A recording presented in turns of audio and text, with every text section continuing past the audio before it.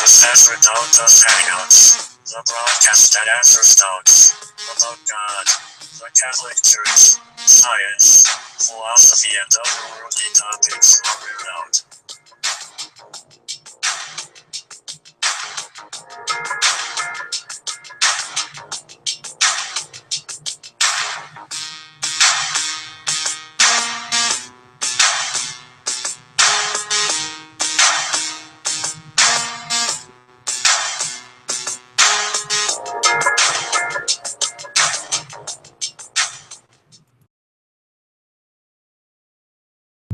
Hello, welcome to Sacerdotus Hangouts Atheist Open Mic.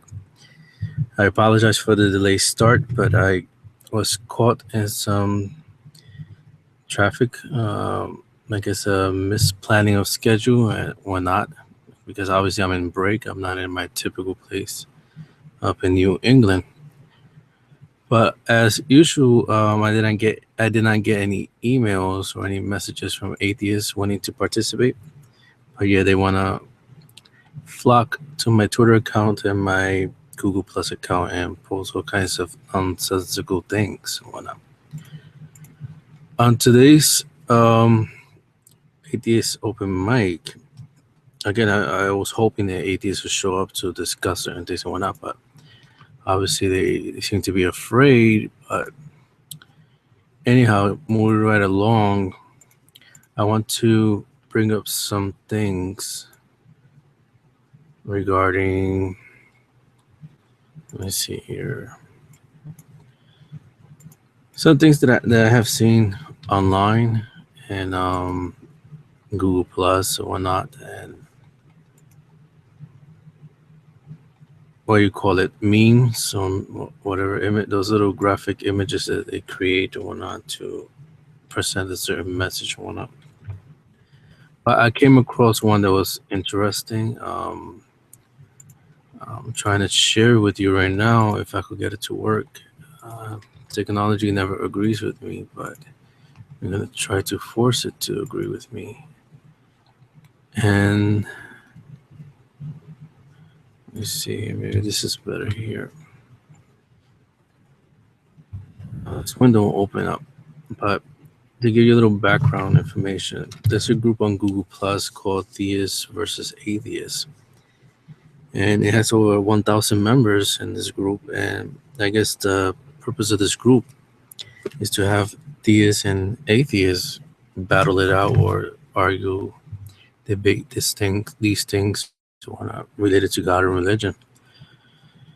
And as usual, the majority of the people participating in this group are so-called atheists. And the theists, some of them show up and they participate in the discussion and voice their opinions. The majority of them are Protestant fundamentalist type Christians who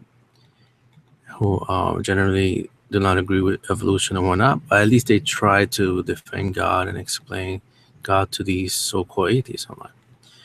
Well, I have tried to engage them and discuss with them, but these characters, they just like to use these community boards or groups, whatever you want to call them, to just harass, to troll, whatnot. I personally do not believe they are atheists because, for one, atheists typically do not post so much stupidity. I mean, usually an atheist, at least when I was one, and my friends who are still atheists, some of them, and of course atheist professors and whatnot that I still keep in contact with, that we are friends with, they do not present these crazy ideas, these stupid ideas that we see these online atheists post.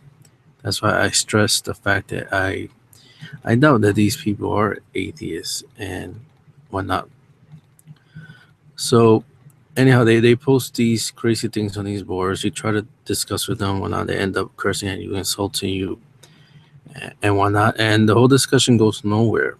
So a lot of theists from this group, which I'm sure there's a lot of them, they just feel discouraged on participating because all you get is this nonsense. The equivalent of it is like if you're in your home and somebody just comes running past your home and sticks their tongue out at you and then goes running away. and then after a while they return and do the same thing. That's how it tends to be in these groups, where the atheists, or these people that claim to be atheists, go and they just make snarky remarks, little silly remarks, ignorant things, and then go running away. And then they don't want to engage you directly. And then if they do try to engage you, they try to beat around the bush and post all kinds of sophism, things that don't make sense, irrelevant things. And when you least suspect it, you have a thread that's over 50 comments saying absolutely nothing. So one of them, this character here, his name is James Pond, and obviously that's not this person's name, and it has some kind of a cartoon figure or not. And I'm trying to get this screen to everyone, but it's not cooperating with me. And let's see here if this thing works now. I'm not sure if any of you could see this, but I think you can. But anyway, this is the guy right here, James Pond, and he posts this meme that obviously he did not create, but somebody did it. It circulates around the internet and whatnot. I think it comes from somebody named Southern Skeptic, and the meme says, "How the animals get their stripes." And on one side, the white side, it says, "Science over a long period. Any one animal has small changes in their coloring. Some coloring changes allow animals to survive better than others. Other species, these small changes pile up over time, resulting in a coloring scheme that help the animals survive and reproduce. This is how animals got their stripes and other color schemes." Actually, that's not totally correct, but I'm not going to get into the science of that because then I'll be here forever. And on the other side is a black box, and it says Bible. Jacob carved stripes and spots into a tree and put his herd in the front of them. When they made it, when they gave birth, their babies had stripes and spots. And then it says Genesis. The person obviously doesn't know how to spell. It's Genesis, not Genesis. 30 verses 37, 39. And on the bottom, the meme says, "Now which would you choose?" Obviously, this person is illiterate, doesn't know how to spell or do anything. And then we have like 12 comments here, mostly these atheist people. You could see me here showing up, I believe, the third comment or whatnot. And basically, I try to explain to them that what they're reading is not exactly what they think it is. And I wrote, "Did you actually read it? Does not say what you think it does." And obviously, I said I may use this image to show how stupid atheists can be, in which I'm doing it right now. And pretty much, if you look at the whole passage, I'm trying to find it here. So I have the screen here to make it easier for me to read. If you look at the whole passage from verses 25, this is chapter 30 of the book of Genesis. And it's the first book of the Bible. It's not the oldest book. The book of Job is the oldest book. But anyhow, the chapter 30, if you start reading from verse 25 all the way to this part, which this person, this skeptical, southern skeptical person, or whoever made the image, uses, you will see that the passage has nothing to do with what do you call it? Zebras. It has nothing to do with zebras. They're talking about sheep here, and it's related as far as the spots and the stripes and all that mentioned in verse 39 that it says that the flocks mated, and then after Jacob used white rods on the tree and whatnot. It is related to a couple of verses before. When you see verse, where is it here? You start reading from verse 29 all the way to around 33, 34, you see this connected, and it's referring about having certain types of sheep, black sheep, speckled sheep, spotted sheep, and whatnot, and of course the goats. And that's pretty much what it's related about. It's just a little story there.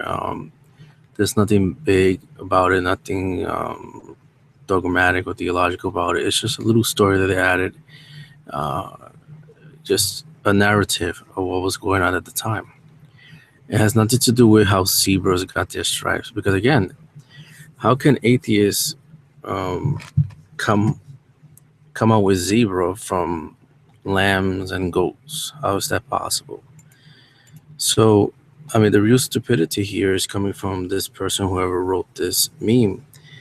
And I don't even have to tell how ignorant this person is, because all the misspellings and the poor semantics of the whole meme itself is self-evident that this person has no clue on what him or her is referring to.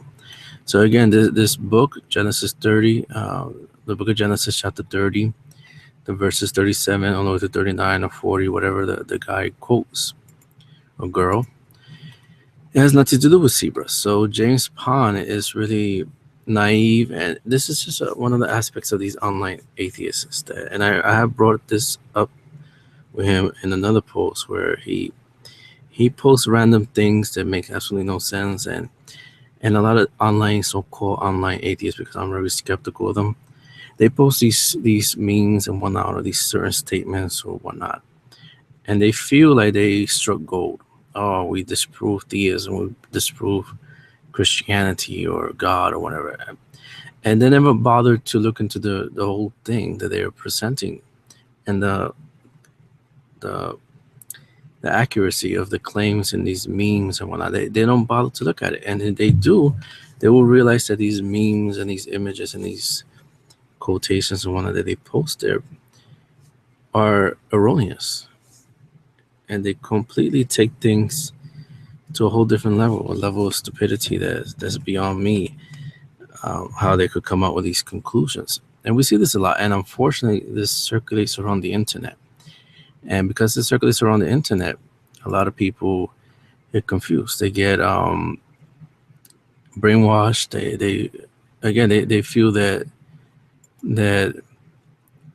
They feel that this thing is solved some kind of riddle in regards to proving that God doesn't exist, or that the religion is nonsense or whatnot. When in reality, it does not. It does not do any such thing. And I lost the image here. I'm trying to find it here. I keep clicking here. And that's the whole reality of this thing with these memes, again, with the zebra or not. It has nothing to do with zebras.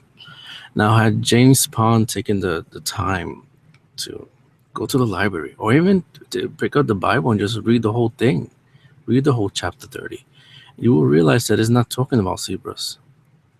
It has nothing to do with zebras. And you read the whole thing, you see the context of it. It's a narrative. It's not an explanation about how zebras got their stripes, or cheetahs got their stripes, or what you call it, dots. It has nothing to do with that at all. And had James taken the time to do the research on that, he wouldn't look stupid publicly here. Because then again, that's why these so-called atheists use these pseudonyms, and you hardly see them use their actual face picture or the actual name, because again, these are just accounts that they make up fake names. They use these cartoonish images because it gives them a sense of liberty. They could be somebody else. They transform to somebody else online, and it gives them license to post these stupid things and not get true repercussions for it, because they are not completely identified via this name. So they're not going to feel embarrassed, because if you offer them criticism, they don't take it as them receiving the criticism, but the pseudonym. So, but that's a whole different topic regarding catharsis and psychology and all that, which will be another Sacerdotus Hangout broadcast. But I just wanted to get that out of the way regarding this meme, and hopefully you can see it right here. I'm not sure what you guys are seeing over there, but hopefully you can see this image and whatnot. Now, another thing that I posted here, and I'm trying to find it right now, which I wanted to bring up, was regarding God as a myth. Here it is. This is the image, I believe it is. I'm gonna try to re-add it again to see if it shows up. Let me see here.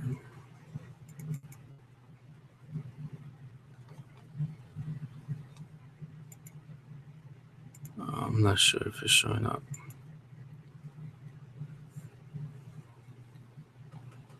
I'm not sure you guys are seeing the screen, but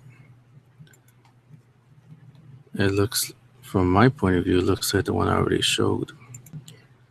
But it's supposed to be an image of the Wizard of Oz, the girl Dorothy, and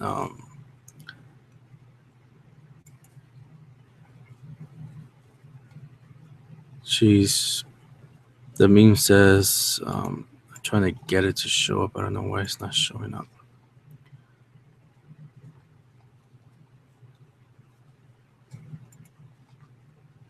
Maybe if I refresh the screen, hopefully it will show up.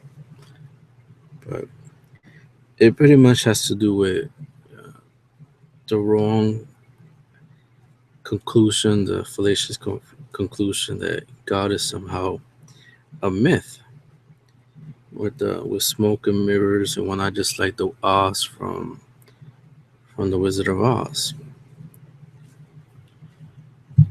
And the image, I'm trying to get it to show up here. This thing's not agreeing with me.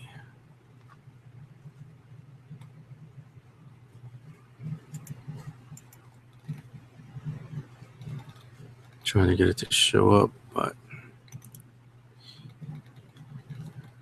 excuse my problems here. I'm just trying to get this thing to show up.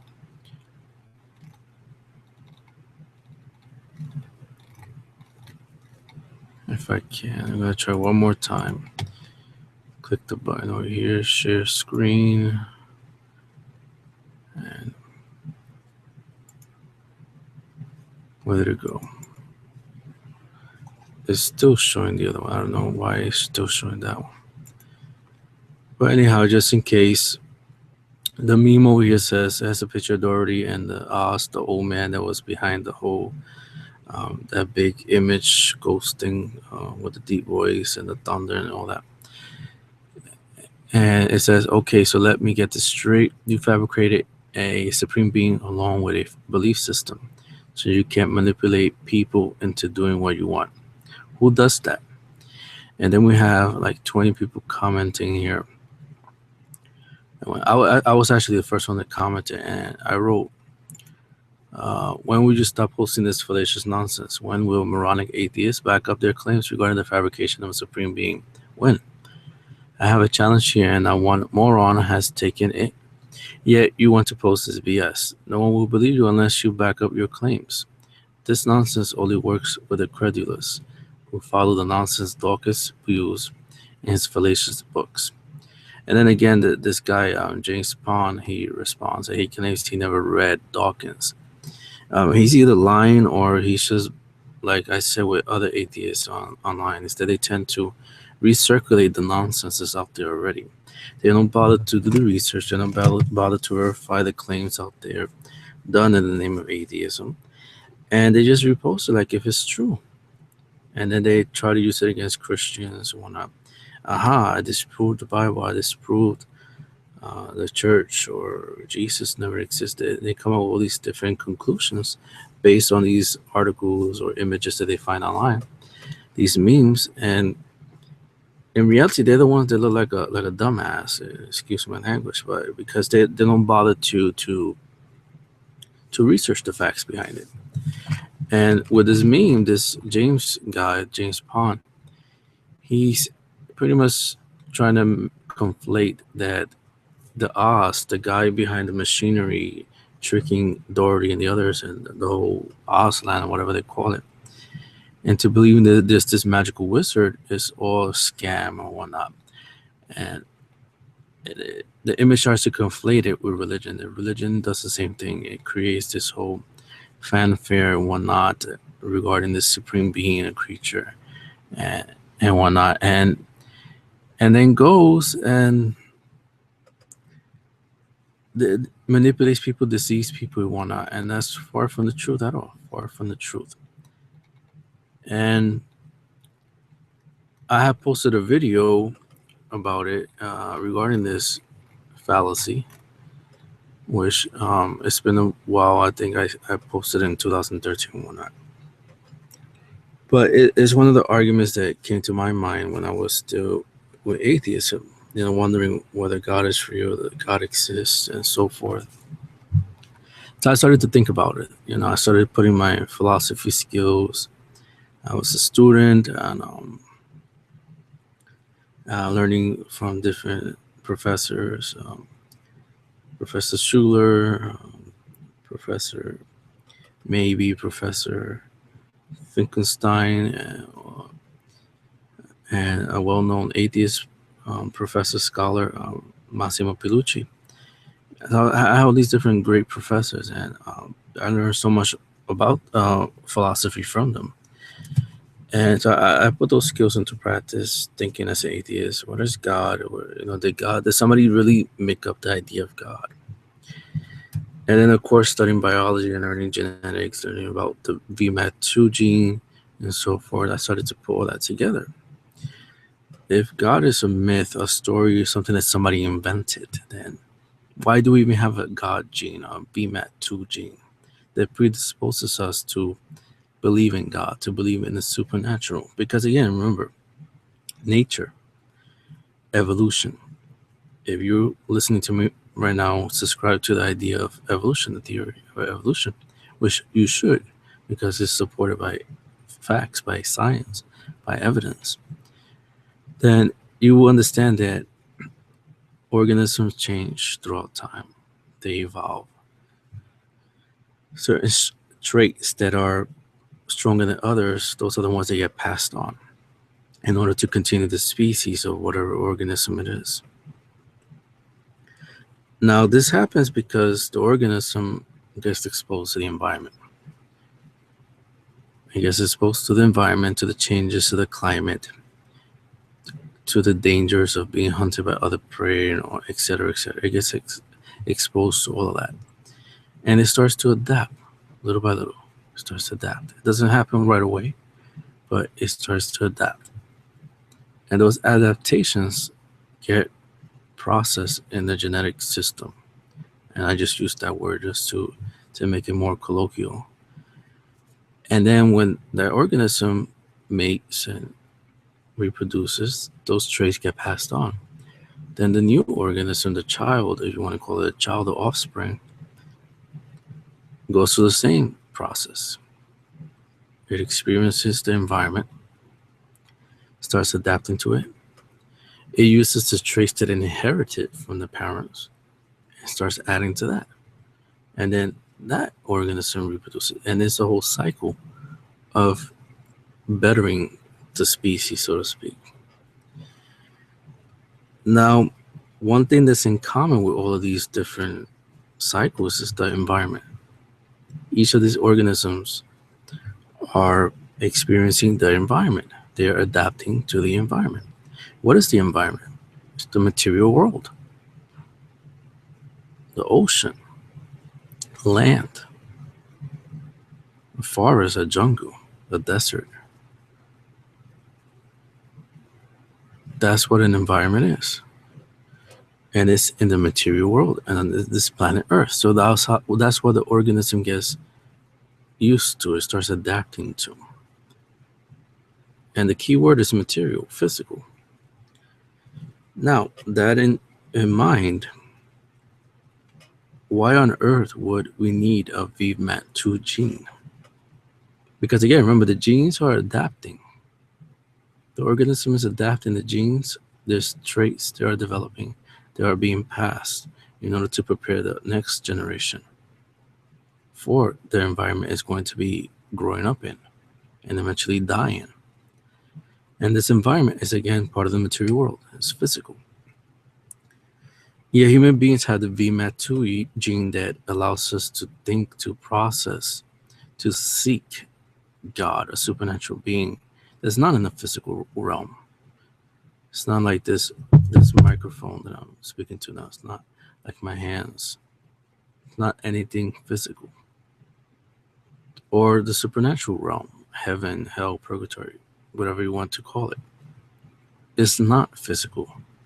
It's not like taking a plane to Paris or Alaska or Hawaii. It's not a physical place. The supernatural realm. It's not material. That being said, why would this gene even exist? This VMAT2? To allow us to think about these things, to desire these things, to seek it.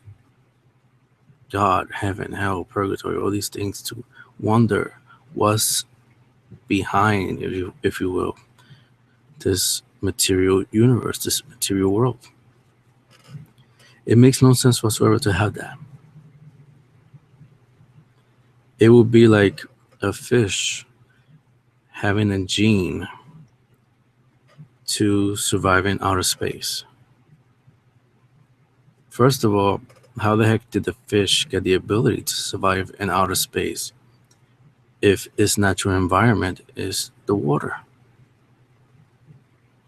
It was never exposed to outer space, so it will not have the capacity to evolve in order to survive the environment of what we call outer space.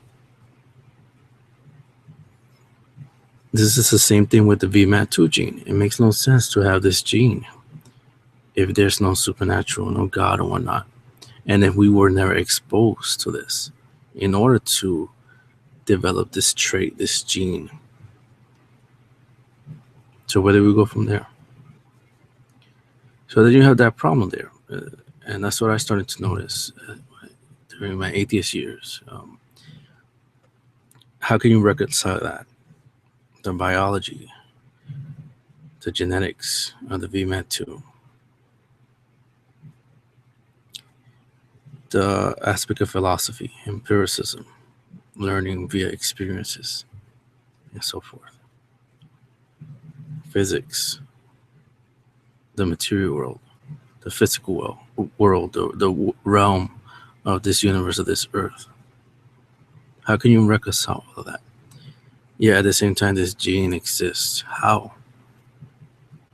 Why would we even have this gene if no human being, no Australopithecus or any other our ancestors ever experienced God or supernatural, which would allow them to develop gradually throughout time via evolution this VMAT2 gene?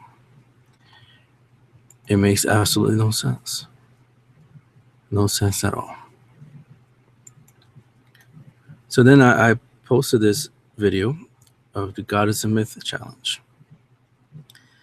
And the God is a Myth challenge is something that I created based on my formulations as an atheist, thinking about God, what is God in relation to genetics, specifically the VMAT2 gene, and the understanding of philosophy, how we learn, epistemology, empiricism, learning via experience.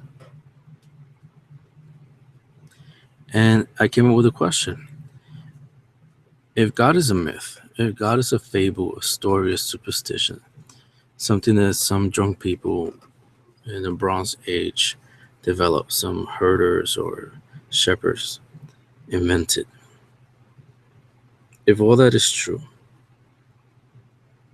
then the question is, who developed the God concept that has fooled mankind for thousands of years? Who? And I have posted this challenge on Twitter, first on YouTube via the video, Then I started to circulate it on Twitter. It became popular. Other theists started circulating it. Atheists started circulating it because it started to make them think. And a lot of them messaged me privately. They direct messaged me or emailed me to continue the discussion. And I did. Because it made them think about it. Because they see all these people, Richard Dawkins and Lawrence Krauss and all these different characters out there. And these many so-called online atheist bloggers out there making all kinds of claims saying that God is a myth, fictional, a Bronze Age tale, whatnot. And they start to wonder, is it true? Based on this video that I made, this myth challenge, God is a myth challenge. They see the video and they started to question themselves. They started to question atheism. And the video starts with this. Atheists proudly proclaim that God is a myth. And then I write, a myth by definition is, and this is the definition found in the Merriam Dictionary.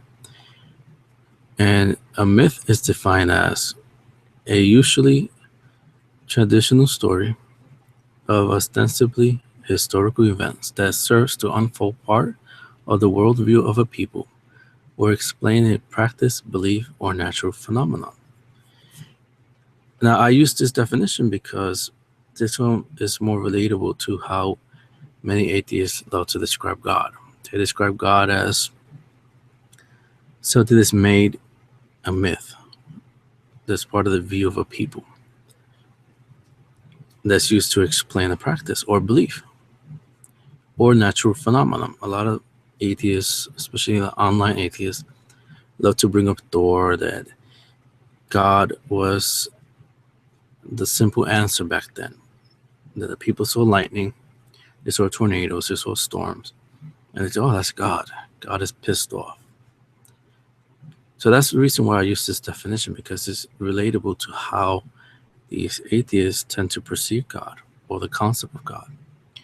So I restate the definition of what a myth is.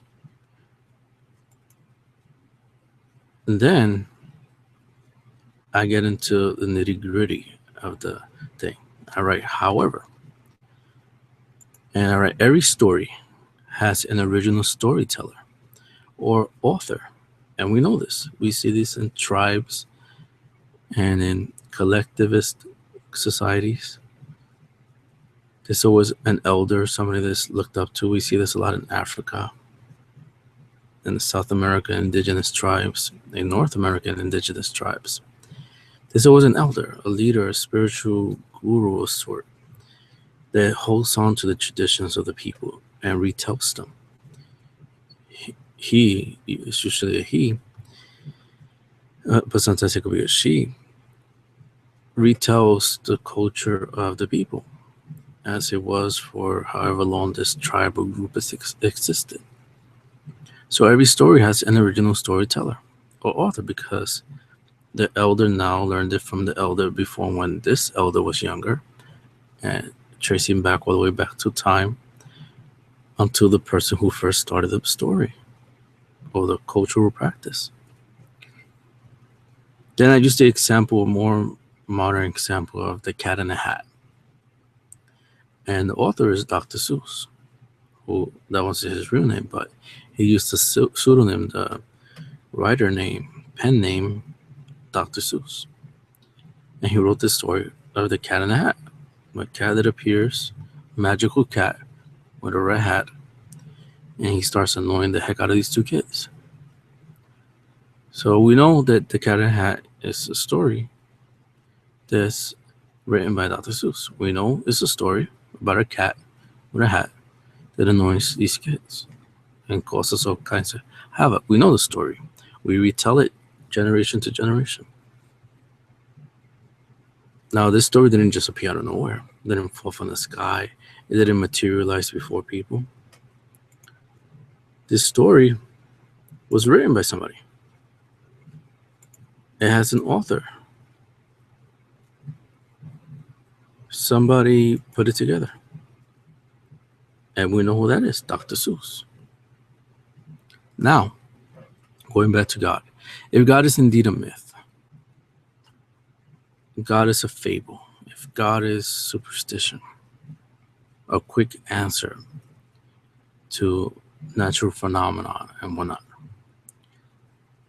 if all religions are recirculating a story, a fable, a superstition, then logically the question is, based on how we define a myth and that we know that myths have an author, then the question is, logically speaking, then who was the first to come up with this story? Ergo, who was the first to develop the concept of God? That is the challenge that I pose to atheists, and to date, not one of them can answer it. Whether professor, whether online atheist, online blogger, not one of them can answer it. Not one of them can even get close to presenting something tangible, relatable to the question, to the whole dilemma. Not one. But yet they're quick to label God as a myth, a superstition, a fable. You can't do that if you don't know the author. You can't do that. It's not possible. You can't just call something a myth without verifying it, without falsifying it. This is how science works. This is how academia works. When archaeologists find certain things on hieroglyphics or old texts, and they read about these stories or these claims that this tribe did this or that the Anunnaki that and this and that and whatnot, they're not quick to just call it a myth. They start to study it. They try to trace it back to where this story came from, why it came, what period, what was going around during that period where this story was made. They start piecing the pieces together. Literally, when they dig things and they find certain things, and they start to paint a three-dimensional picture of this two-dimensional story on a tablet or on a wall or somewhere, on a papyrus or whatnot. That's how a scientist works, an archaeologist. They don't just quickly dismiss things. Oh, let me see that. Okay, that's a myth. Let me see that. Oh, that's a myth. Oh, let me see that. You found this over there in a cave? That's a myth. They don't do that. They study, they research, they investigate. These atheists out there, they don't do this. They just go, oh, God is a myth. God is a superstition. If you don't have solid evidence to present to support that, it's crap. It's nonsense. Nobody can believe you. God is a myth because you say so? Seriously? Who the hell are you? Show me the proof. The best way you could prove that God is a myth, a story that somebody made up, is by showing the author. Now, some people might say, well, what about the Bible? The Bible's a book. It's a book of stories, right? Stories about God, Jesus, Mary, and all that. Well, the ones who wrote the books of the Bible were the author. Now, that could possibly answer this challenge, but it does not. The reason why it doesn't is because I'm going to tell you. The concept of God existed way before the Bible. Before this book, 73 books of the Bible. 46 in the Old, 23 in the New. Before the 27 rather in the New existed, the concept of God was already there. What would the writers of the different books in the Bible write about if it wasn't something that they were witnessed already, and they just happened to sit down and write about it? God was already there. The concept of God was already there before this collection of books that we call the Bible. So you can't argue that the Bible is proof that God has an author. No. Then you want to get, if you want to get more complicated, you bring on the VMAT2 gene. The VMAT gene was already there in the human genome. Now, you're not going to tell me that during the Bronze Age, humanity learned how to write genes, how to manipulate genes, and they developed the VMAT2 gene in order to deceive people for thousands of years into thinking there's some supreme being out there. You'll be crazy if you come up with that theory that somehow during the Bronze Age they knew about genetics and they developed the VMAT2 to deceive people. No. We already have it. It was part of our evolution. So you can't use that argument because obviously it's absurd. You can't use the Bible because the God concept was already there before the Bible. And then you also have the problem of the God concept is universal. Everywhere you go around the world, you find the idea of God, of a deity, a supreme being. Everywhere you go. This is why Christianity, Catholicism in particular, was so easy to spread around the world, because when the Europeans encounter people, natives from different parts of the world, and they talk to them and they eventually manage to learn each other's languages, they started to realize that these people had these gods. They had the notion of God. They may not have had the dogma of the church or whatnot. They didn't have the Bible, of course, but they had in common the notion of God, the concept of God. And via this notion, this bridge, if you will, they were able to evangelize the people, make conversions. Because while these people thought God was these different statues or some snake somewhere or some being in a cloud or a storm or something, Christianity presenting God as a real human being, and they became one of us. So they found that more convincing, and many of them converted. And of course, unfortunately, some of them were forced to be converted. But that's on the Europeans who took advantage of these people. But for the most part, the majority of them converted because they found the arguments, the teachings, the presentation of Christianity convincing. It made more sense to them, rather than believing in these idle stone representations of what they thought God was. Which is another problem that atheists love to get themselves into, and it's what I call the 3,000 gods fallacy. We see a lot of atheists come out and say, well, you just believe in 2,999 gods less than the other person. No. These different names for God, these different designations for God are man's way of trying to define the notion of God. And typically they did that via their experience. So they saw the sun in the sky. The sun is hot. It has power, in a sense, to grow crops, to power the earth, to change the seasons. So they saw this big round thing in the sky. And they figure, okay, that's God, the sun.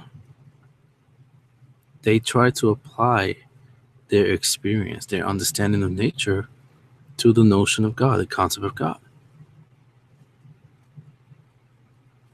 Now, we can't blame them for that because they were working with what they had.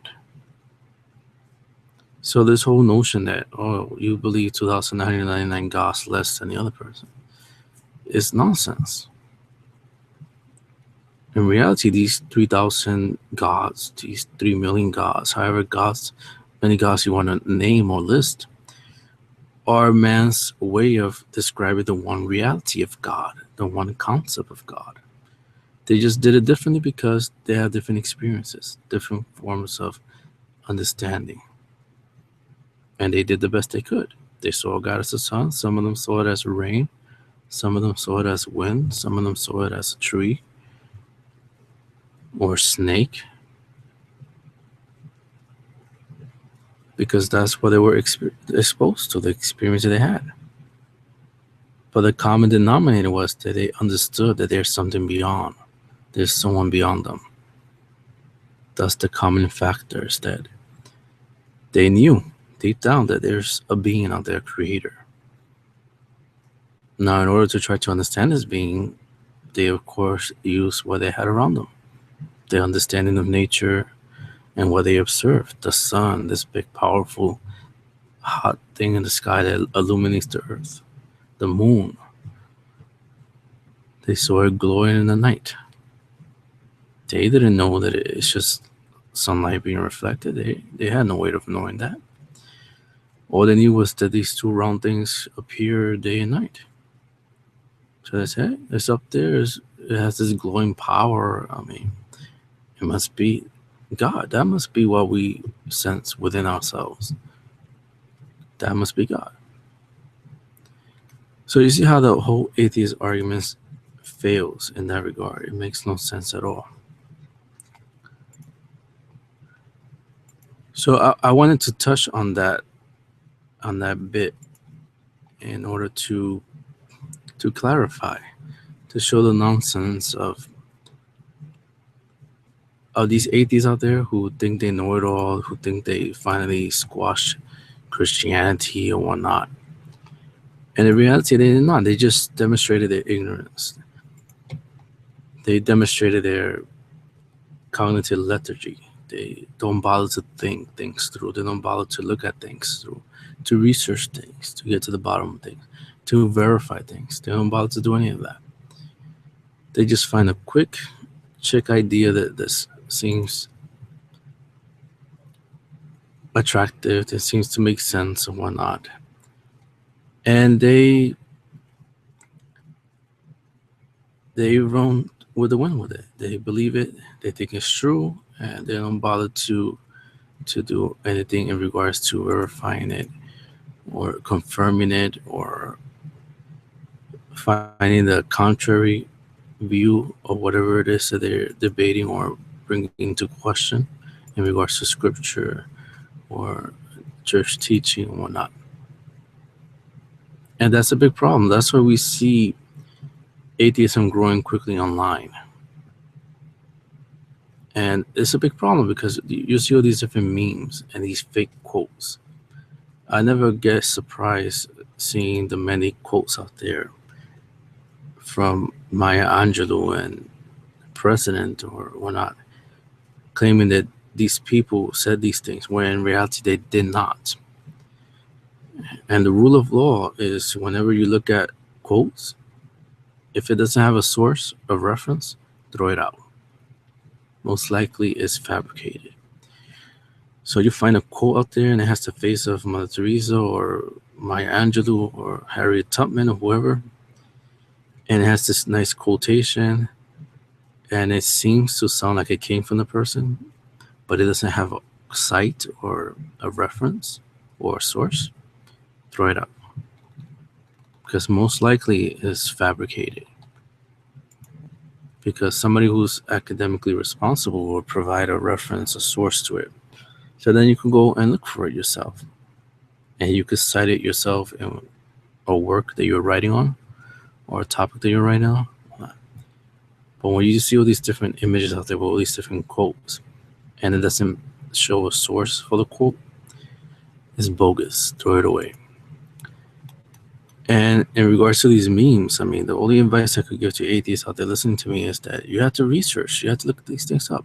You see how I quickly destroyed this meme regarding which one do you believe, the Bible or science? And the person who made this meme doesn't know how to spell, doesn't know how to write, and presents the idea that this passage from Genesis 30, 37 through 39 somehow explained zebras and how they got their stripes. And you read it, it has nothing to do with zebras. Nothing at all. Yeah, unfortunately, there's a lot of people out there that they see these things and they say, oh, you're right, the Bible is nonsense. It's written by ignorant people. Science disproves it. But had you taken the time to actually look up the chapter and read it yourself, you don't need a doctoral degree in biblical studies or theology, just common sense. You read it in your own language. And if you're good in comprehending, picking up certain things within the semantics of the literature, you will see that it has nothing to do with zebras or not. And with the whole God is a myth thing, you can't go around and say God is a myth and then expect people to believe you. Come on. You know better than that. You have to show something that backs it up. Okay, God is a myth. Okay, you want me to believe that? Well, show me the author. Who wrote God? Who invented the image of God? The concept of God? If you can't do it, there's no way you could call God a myth. It's not possible. You're being intellectually dishonest by making such claims that you can't back up. It's completely wrong. And I'm going to try to read some of the responses here that I got from the video, which I had said and I had written in the comment that I would pick some of them to read online on the air here and comment on it. And as soon as I find it, I can expound on it. As soon as I find it here. Okay, here it is. Okay, the first person is this African American or this black person who goes by Vinny, aka Thrill or Thrill, something like that. And he writes, "Really, is this where you have reduced yourself to? Who invented the God myth? Do authors often stick their names to myths?" And I respond, you have yet to support the claim that God is a myth. Again, just like I said for almost 30 minutes. All you have offered is a word salad consisting of bare assertions and appeal to ignorance. That's all this person has done. Nothing at all. And then he responds, God fits the myth box nicely, so you either need to learn what a myth is or just drop this. It's really silly argument, just drop it already. Notice he's trying to get me to drop it because he knows he doesn't have a response for it. There's no way he can answer it. And our response is that, are you being willfully stupid? Do you understand what a bare assertion is? You state God is a myth and fits the concept but fail to demonstrate evidence for this assertion. Your words and inferences therein have no intellectual nor evidential value until you supply substance to the aforementioned. I can say here that you are a white boy because obviously he's black. So I could tell him, you're a white boy. Now, my statement as such has no merit, simply on the merits of implementation. Just because I said it doesn't mean it's true. So he really is not thinking critically at all. Now he writes again, I'm pointing out to you how stupid your argument is. Did you even give this a second thought? In order for a myth to be a myth, we need an author. No, we don't. Even going by your premise, God should still be a myth because we have an author. Now you see, he confuses himself there because he says, in order for a myth to be a myth, we need an author. No, we don't. Yes, we do. Because once you verify that the idea comes from a mind, from the imagination of somebody, you prove that it's a myth. Just like with the connection of Dr. Seuss. Now, somebody could say there was a cat around there with a hat who annoyed kids.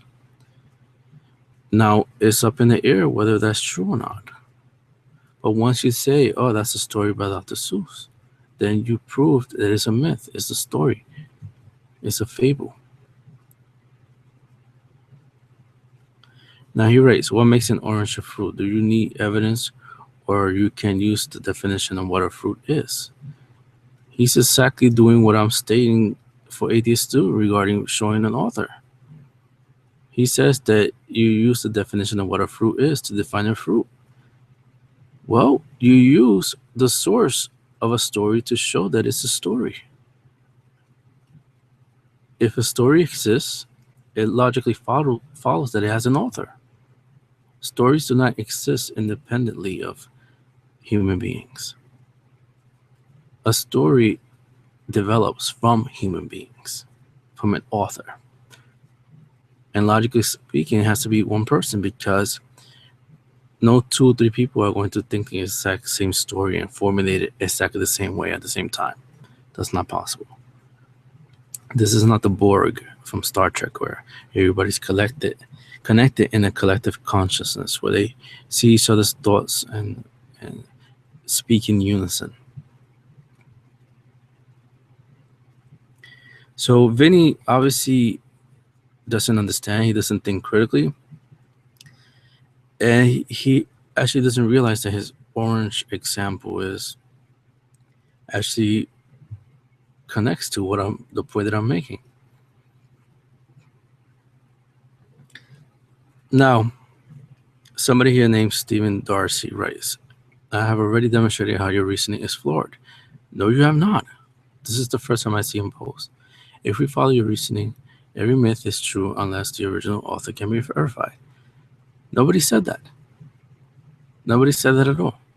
Because remember, if you know it's a myth, it's because we know where it came from. That's what Steve seems to not understand, or fails to see, or doesn't want to see. Is that if we know something is a myth, it's because we verified it. We know where it came from.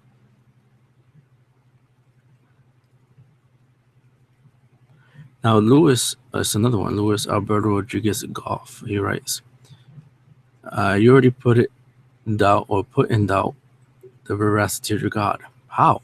He doesn't explain this. You also seem to concede the concept of God is anthropomorphic, as if created by humans. Now, nowhere have I said that God is anthropomorphic or created by humans. I'm asking the atheists to show proof for their claims that God is a myth. So I really don't know where he got this idea from. Then he posts another comment. He writes, since we are not in mathematics, what would you consider proof? Well, show me a damn author. Don't come to me saying that God is a myth and expect me to believe it or anybody to believe it. Show an author. Anything that we know in academia to be a myth is because archaeologists, historians have verified that it is a myth. It is a story. They falsified these stories. They reduced them down to the author, the origin, and they learned that it's a myth. It's not something that happened in real life. Now, if atheists claim that God is a myth, then they have to do the same thing. They have to falsify God. They have to verify that God is in fact a myth that just came from the imagination of someone. Somebody made it up. And to date, not one atheist has done this. Not one at all. They just make these blanket statements, these bare assertions. God is a myth, fable, superstition. Your word means nothing to me, pal. You got to give substance to it. You got to prove to me. Your word means absolutely nothing. God is a myth. I mean, come on. You got to do better than that. Nobody's going to take your word for it. You got to show evidence. Can you imagine a scientist going and say, dark matter turns solid every 30 seconds. And then other scientists says, okay, yeah, you're right. No. They're going to say, show me the proof. How do you know that dark matter turns solid every 30 seconds? Show me the proof.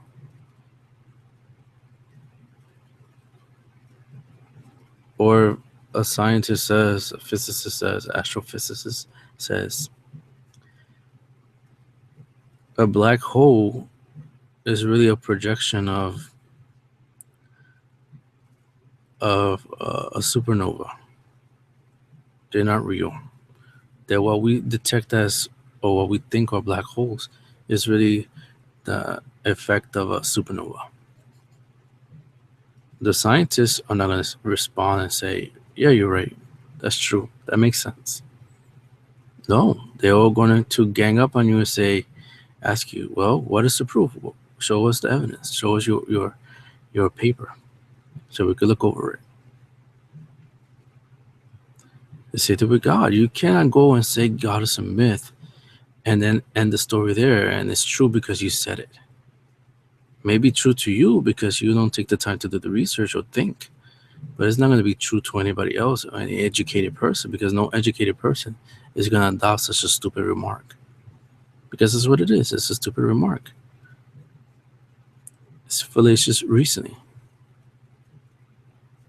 not based on any facts, not based on any evidence. Just a quick bare assertion. God is a myth. Unless you prove that, you cannot use that phrase, that statement. You cannot use it. Now, you could say maybe God is a myth. That's a little bit better, a little bit more honest. Maybe God is a myth. Yeah, you could use that. But then you still got to work at it. You got to still offer something to show, even though you may not be 100%. But to flat out say God is a myth, a fable, whatnot, it's not going to work at all. It's just going to make you look like an imbecile. You have to show the pudding. You can't be all sizzle and no steak. You have to show the evidence for it. So if you rely on that bare assertion, that you just make atheism into a speculative reasoning. That's what it is. You speculate, you reason something, and then you speculate about it. And that's not how rational people think. That's not how scientific people think or work or operate. That's how somebody who's lazy thinks and works. They just make claims and then expect everybody to adopt them. And ironically, famous atheists did a lot of things like that. And Sigmund Freud, he just sat there in his chair, his armchair, and started making up all kinds of theories, all kinds of stages of development, and never offered anything. He just sat down and said, well, based on this, I believe this. Okay, this, I believe this. And he never offered any evidence. He just sat there, thought about it, used his own experience where he saw things around him regarding children. And then he came up with all these theories and ideas and presented them as fact. Luckily, psychology developed from there and became more scientific. And we actually use mathematical equations and statistics and t-tests and whatnot, and chi-square and all these different forms of measurement in order to verify studies and do research and verify the conclusions that we reach, to make sure we didn't make a mistake while we were processing the data. So the whole God is a myth thing doesn't work. You see how easily I destroyed it. And the challenge still stands. If you believe God is a myth, then who developed the God concept that has fooled mankind for thousands of years? The ball is in your court, atheists. So I think that's enough for now. I just wanted to bring that out, and I did read some of the comments that I received from this theist versus atheist group, and I addressed each of them. I would have loved if these actual people who commented would have showed up here and actually participated, and we could have discussed these things. But obviously they seem to be scared to show up on these things and whatnot. They seem to prefer hiding behind these common threats where they could just call you stupid or call you foolish and whatnot, and then pretending they refuted you when in fact they did not. That's just cowardice to me. I mean, I'm here. I'm making myself available to answer questions, to discuss things, and to look into things that you might have a question or a thought about, and then build up a discussion from there. But let's see what happens next time. Hopefully, for the next atheist open mic, I will get atheists to actually, brave atheists to actually show up and join in the discussion. So hopefully, anyone listening, you get something out of this. How the whole goddess and myth bare assertion doesn't work. It's a fallacy. And also this meme about that the Bible somehow describes how zebras were made based on the story of Jacob from Genesis 30, verses 37 through 39. Hopefully I was able to address that and show that these atheist memes out there, these comments, these things that these atheists post online are just ignorant, not well researched, and are lies. Don't be deceived. Thank you for listening. God bless and Mary keep.